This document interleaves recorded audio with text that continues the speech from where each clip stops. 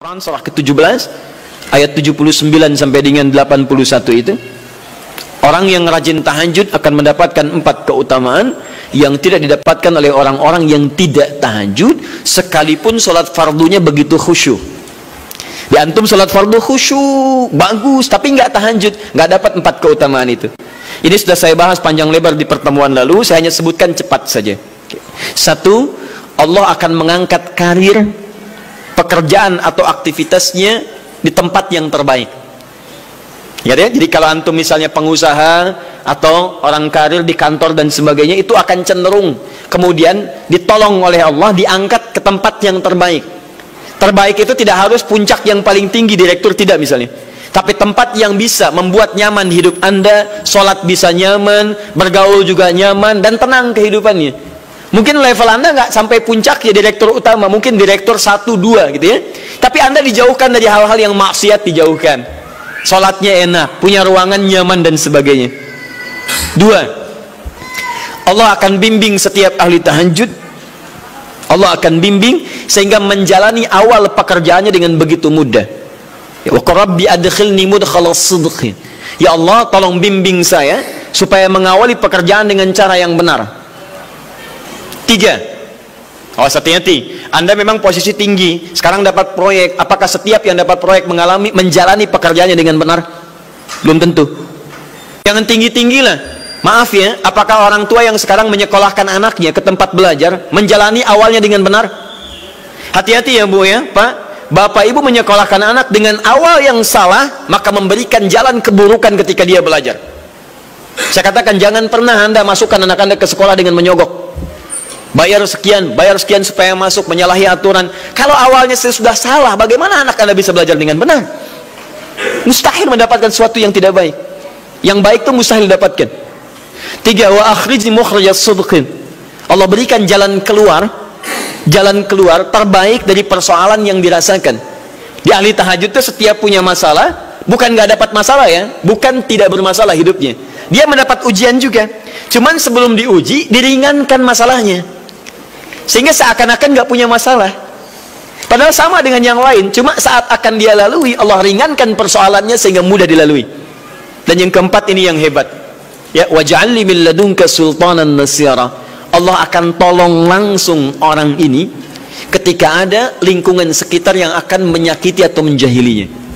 Kalau diisengi orang, diganggu orang dan sebagainya, ini orang-orang seperti ini langsung mendapatkan perlindungan dari Allah Subhanahu wa taala.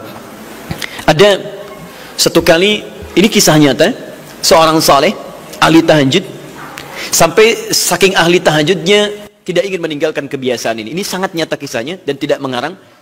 Satu kali Pak, kemudian malam-malam dia perjalanan dengan rombongan.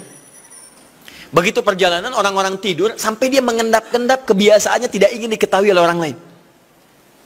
Satu malam kemudian dia bangun setelah orang lain tidur, masuk dia sedikit ke area sedikit ada dalam hutan. Begitu sedang menunaikan sholat, dia duga kemudian tidak ada orang lain yang melihatnya. Ternyata ada satu orang atau beberapa yang kemudian tergerak, mendengar suara dan menyaksikan kebiasaan dia. Anda tahu apa yang terjadi? Dan inilah yang disampaikan oleh orang-orang yang melihat itu.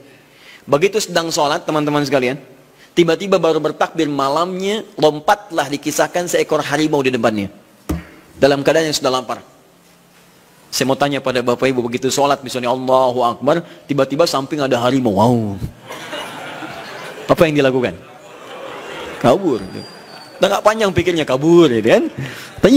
Sekarang lihat apa yang beliau sampaikan. Begitu datang harimau itu, perhatikan ahli tahajud ini, dia ingat dengan janji Allah. Dia ingat dengan janji Allah. Perhatikan baik-baik ya. Kalau Anda sudah punya kebiasaan Qur'ani dalam jiwa Anda, maka ayat itu akan hadir membimbing Anda dalam setiap kesulitan Anda, apapun itu.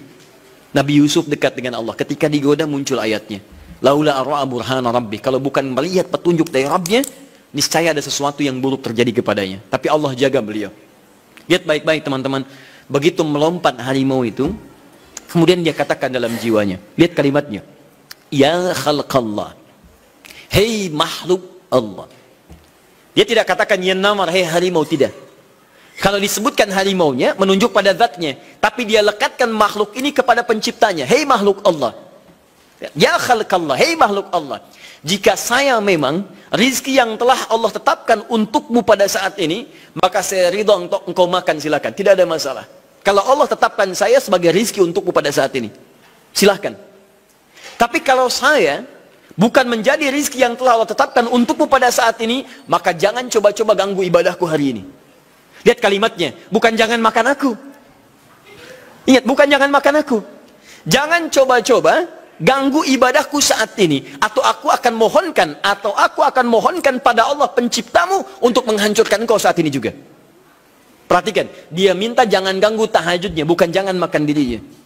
Apa yang terjadi ketika dikaitkan dengan ayat perlindungan tentang tahajudnya, maka tiba-tiba harimau ini pergi meninggalkannya, mengaum sekali langsung pergi.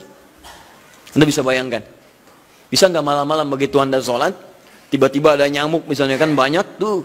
Begitu Anda mulai disengat oleh nyamuk, diambil, Anda katakan, hei nyamuk, kalau ini memang rizki yang telah Allah tetapkan untukmu saat ini, sedot sebanyak-banyaknya, saya ikhlas. Tapi kalau bukan, jangan coba-coba ganggu saya. Atau saya mohonkan kepada Allah pencipta untuk menghancurkan kau saat ini juga. Masya Allah. Kira-kira apa reaksi nyamuk? Makin banyak kayaknya. Coba cek. Berarti chemistry-nya harus lebih dibangun lagi. Tingkatkan. Itu waj'alni min ladunka sultanan nasira.